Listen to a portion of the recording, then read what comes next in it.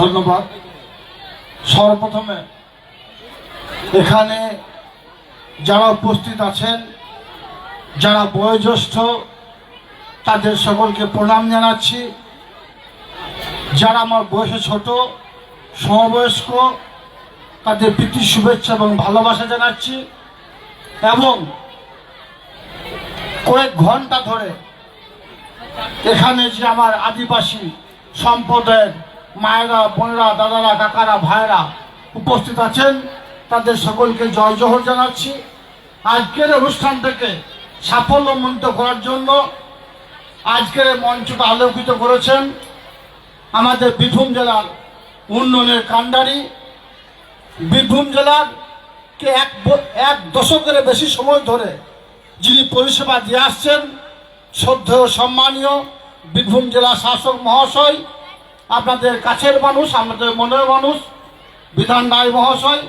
মঞ্চবিষ্ট আছেন বীরভূম জেলার 2 অতিরিক্ত জেলা শাসক, উপবিষ্ট আছেন বীরভূম জেলা পরিষদের আমার ছোট বোনের মতো সহ সভাধিপতি স্বর্ণলতা সোরেন, উপবিষ্ট আছেন যাকে ভোটাধিকার প্রয়োগের মাধ্যমে আপনার বিধানসভায় পাঠিয়েছেন এই এরিয়ার উন্নয়নের জন্য, বিধায়িকা লীলাবতী সাহা মহাশয়া, উপবিষ্ট আছেন এসডিও সাহেব, উপবিষ্ট আছেন ডিএসপি ডিএনটি সাহেব থেকে শুরু করে এখানকার বিডিও সাহেব, এডিএ সাহেব, যাদের উদ্যোগে এই অনুষ্ঠানটা সাফল্যমণ্ডিত হয়েছে, তাদের সকলকে আমি কৃতজ্ঞতা জ্ঞাপন করছি, ধন্যবাদ জ্ঞাপন করছি আজকের মঞ্চ থেকে।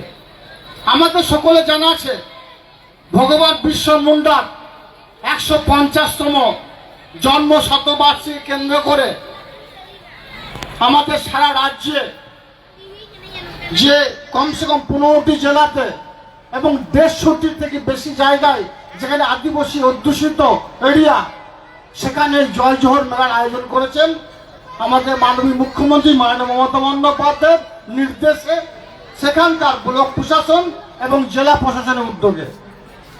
আমরা সকলে জানি বিগত দিনে আদিবাসী ভাই বোনেরা তাদের কি অবস্থা ছিল। আমরা সকলে জানি 2011-র প্রাককালে আমার আদিবাসী ভাই বোনদের শুধু ব্যবহার করা হয়েছে, তাদের উন্নয়নের স্বার্থে কোনো কাজ করা হয়নি। তারপরে কেন্দ্রীয় সরকার বিভিন্ন আইন পাশ করেছে আদিবাসী সম্প্রদায়ের ভাই বোনদের স্বার্থে, তাদের উন্নয়নের স্বার্থে, কিন্তু কার্যকরী হয়নি। যদিও আমরা জানি এই ভারতবর্ষকে স্বাধীন করার পক্ষে বা স্বাধীন করার জন্য হাজার হাজার আদিবাসী সম্প্রদায়ের তৎপর যুবক যুবতী তারা নিজের পরিবারের আত্মসন্দেহের কথা না ভেবে তারা আত্মবলিদান দিয়েছে।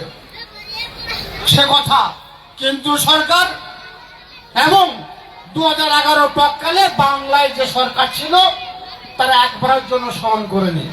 কিন্তু আমাদের মাননীয় মুখ্যমন্ত্রী মাননীয় মমতা বন্দ্যোপাধ্যায় 2011 সালে বাংলার মসজিদে বসার পরে জাতি, ধর্ম, মতবাদ নির্বিশেষে সকল সম্প্রদায়ের মানুষের উন্নয়ন করে গেছেন। আদিবাসী সম্প্রদায়ের কথা যদি বলি, আদিবাসী সম্প্রদায়ের মায়েদের, বোনদের, ভাইদের, দাদাদের কথা ভেবে একের পর এক প্রকল্প তিনি বাস্তবায়িত করেছেন। খাদ্যসাথী প্রকল্পের আওতায় আদিবাসী সম্প্রদায়ের সব মায়েরা, বোনেরা, ভাইরা, দাদারা, কাকারা এসেছেন। যদি স্বাস্থ্যসাথী কার্ডের কথা বলি, স্বাস্থ্যসাথী কার্ডে 5 লক্ষ টাকা দেওয়া আছে। দুরারোগ্য ব্যাধিতে আক্রান্ত হলে হসপিটালে নিয়ে গেলে সেই কার্ড থেকে তার চিকিৎসা হবে। আদিবাসী সম্প্রদায়ের মানুষ বিগত দিনে 2011 প্রাককালে যখন দুরারোগ্য ব্যাধিতে আক্রান্ত হয়েছে, তাদের চিকিৎসার কোনো বন্দোবস্ত ছিল না। বাসস্থানের ক্ষেত্রে আমাদের কেন্দ্রীয় সরকার আমাদের বাংলাকে বঞ্চনা করেছে। যদিও যুক্তরাষ্ট্র পরিকাঠামো অনুযায়ী 60% দেবে কেন্দ্রীয় সরকার, রাজ্য সরকার দেবে 40%। যে মাটির বাড়িগুলো আছে, মাটির বাড়িগুলো পাকা হবে, যাদের খড়ের চাল আছে, জল পড়ছে, সেগুলো পাকা হবে। আমাদের মাননীয় মুখ্যমন্ত্রী মাননীয় মমতা বন্দ্যোপাধ্যায় বারবার কেন্দ্র সরকারকে আবেদন করা সত্ত্বেও কেন্দ্র সরকার বাংলা ভাষার জন্য টাকা দেয়নি? আমাদের মাননীয় মুখ্যমন্ত্রী মাননীয় মমতা বন্দ্যোপাধ্যায় খেটে খাওয়া ক্ষেত মজুরদের কথা ভেবেছেন, কেন্দ্র সরকার ভাবেনি। আমার আদিবাসী সম্প্রদায় শুরু করে সারা বাংলার যারা খেটে খাওয়া ক্ষেত মজুর সম্প্রদায়ের মানুষ আছে, যারা মাথার ঘাম পায়ে ফেলে 100 দিনে কাজ করেছিল, যাদের ন্যায্য পাওনা, ন্যায্য দাবি, ন্যায্য অধিকার থেকে কেন্দ্র সরকার বঞ্চনা করেছিল, আমাদের মাননীয় মুখ্যমন্ত্রী মাননীয় মমতা বন্দ্যোপাধ্যায় সেই খেটে খাওয়া ক্ষেত মজুর সম্প্রদায়ের কথা ভেবে তাদের অ্যাকাউন্টে 100 দিনের কাজে টাকা দিয়েছেন। বা আমাদের বাংলাতে যে আদিবাসী যারা সম্পদের যেসব ধর্মস্থানগুলো আছে সেগুলোকে পাকা করার ব্যবস্থা আমাদের মাননীয় মুখ্যমন্ত্রী মাননীয় মমতা বন্দ্যোপাধ্যায় করেছেন। একের পর এক প্রকল্প বাস্তবায়িত করেছেন। শিক্ষাশ্রী, কন্যাশ্রী থেকে শুরু করে আদিবাসী সম্পদের যারা মা বোন ভাইরা আছে, যারা বা ছোট ছোট ছেলেমেয়েরা আছে, তারা যেন সুশিক্ষায় শিক্ষিত হতে পারে, তারা যেন উচ্চ শিক্ষা পেতে পারে, তাদের জন্য স্টুডেন্ট ক্রেডিট কার্ডের ব্যবস্থা করেছেন। স্বভাবতই আমি আমার বক্তব্যকে দীর্ঘায়িত করব না। প্রত্যেকটি বিষয়ের পরিসংখ্যান দিয়ে আমাদের ডিএম সাহেব আলোচনা করবেন। দিনের শেষে কথাই বলবো, আমার মায়েরা বড় যারা আছেন, লক্ষ্মীর ভান্ডার দিয়েছেন আমাদের মাননীয় মুখ্যমন্ত্রী মমতা বন্দ্যোপাধ্যায়। তিনি একজন ব্রাহ্মণ পরিবারের কন্যা, তিনি হিন্দু মুসলমান শিখ খ্রিস্টান ইসাই সমস্ত সম্প্রদায়ের মানুষকে এক ছাতার তলায় নিয়ে এসেছেন। স্বভাবতই আমাদের সকলে উচিত মাননীয় মুখ্যমন্ত্রী মমতা বন্দ্যোপাধ্যায়ের হাতকে শক্ত করা, মমতা বন্দ্যোপাধ্যায় দীর্ঘায়ু কামনা করা। সকলকে বলবো, সকলে ভালো থাকুন, সাবধানে থাকুন।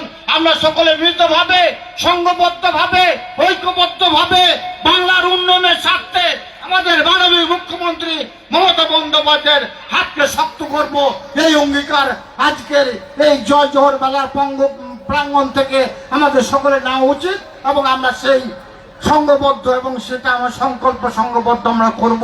এই বলে আমার বক্তব্য দিতে পারলাম। সকলে ভালো থাকবেন, সাবধানে থাকবেন। ধন্যবাদ। জয় জোহর।